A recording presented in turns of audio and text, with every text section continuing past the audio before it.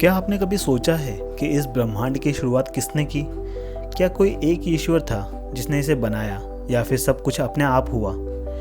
जहाँ अधिकतर सभ्यताएं एक ही निर्माता का जिक्र करती हैं, वहीं वैदिक दर्शन एक गहरी और बहुस्तरीय दृष्टि प्रस्तुत करता है। यहाँ सृष्टि की कहानी सिर्फ किसने बनाई तक सीमित नहीं है, बल्कि यह बताती है कि ब्रह्मांड कैसे अनफोल्ड हुआ, कैसे समय समय पर जन्मा, विकसित हुआ और फिर विलीन हो गया।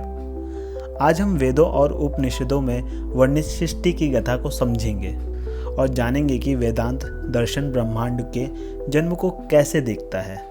ब्रह्मांड का प्रश्न। मानव इतिहास का सबसे बड़ा प्रश्न रहा है, ब्रह्मांड की रचना कैसे हुई?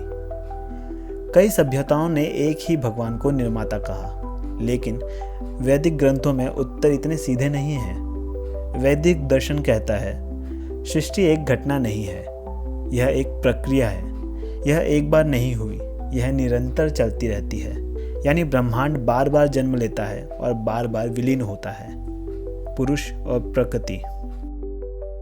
वेदांत में कहा गया है कि ब्रह्मांड दो मूल तत्वों से बना है।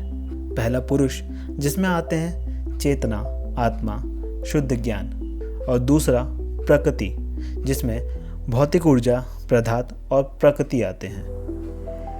इन दोनों का मिलन ही सृष्टि की शुरुआत है।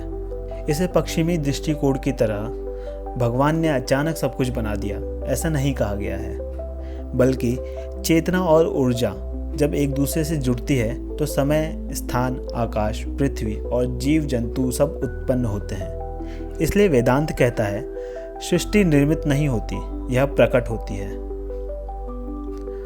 ब्रह्मा, विष्णु और शिव, सृष्टि का चक्र। अब आते हैं देवताओं की भूमिका पर। हिंदू दर्शन में त्रिमूर्ति का जिक्र है। पहले आते हैं ब्रह्मा, सृष्टि के रचयिता। वे ब्रह्मांड को रूप देते हैं और संरचना बनाते हैं। दूसरे हैं विष्णु, पालनहार।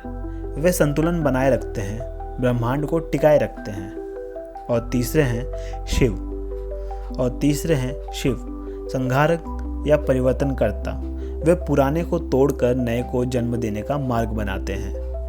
लेकिन ध्यान दीजिए, यहाँ ब्रह्मा ने सब कुछ शून्य से बनाया, ऐसा कुछ नहीं कहा गया।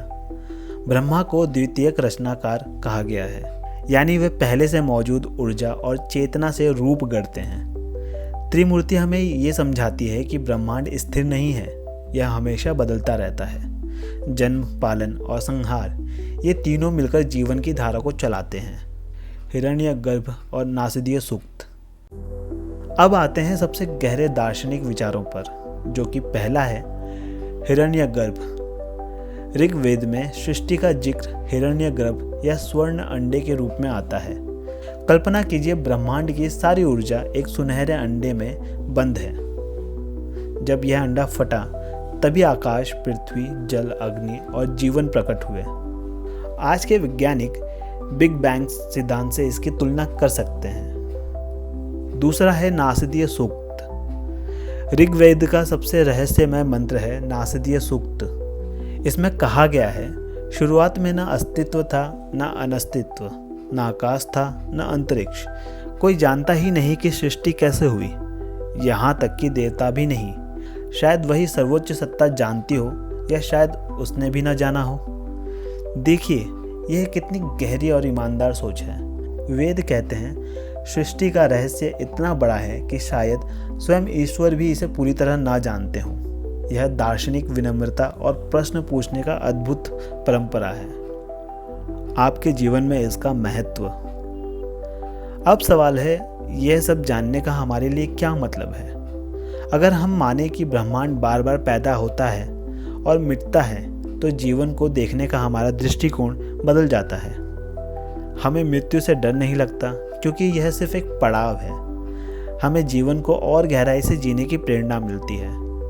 हमें समझ आता है कि हम किसी एक निर्माता की कठपुतली नहीं, और बल्कि एक अनंत नाटक के सहभागी हैं। जब हम वैदिक दृष्टिकोण अपनाते हैं, तो जीवन को परीक्षा नहीं, बल्कि एक यात्रा मानते हैं। हर पल, हर अनुभव इस सृष्टि के महान खेल का हिस्सा है। तो दोस्तों, वैदिक दर्शन का उत्तर सरल नहीं है। ये नहीं कहता कि फला भगवान ने सब कुछ अचानक ही बना दिया, बल्कि यह कहता है सृष्टि उद्भव है, एक निरंतर चक्र है और यह रहस्य इतना गहरा है कि शायद कोई भी इसका अंतिम उत्तर ना जान पाए।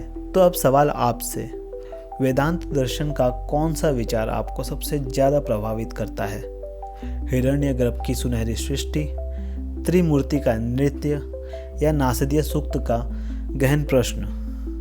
अपनी राय कमेंट में ज़रूर लिखिए और इस चर्चा को आगे बढ़ाइए। जय हिंद, जय सनातन।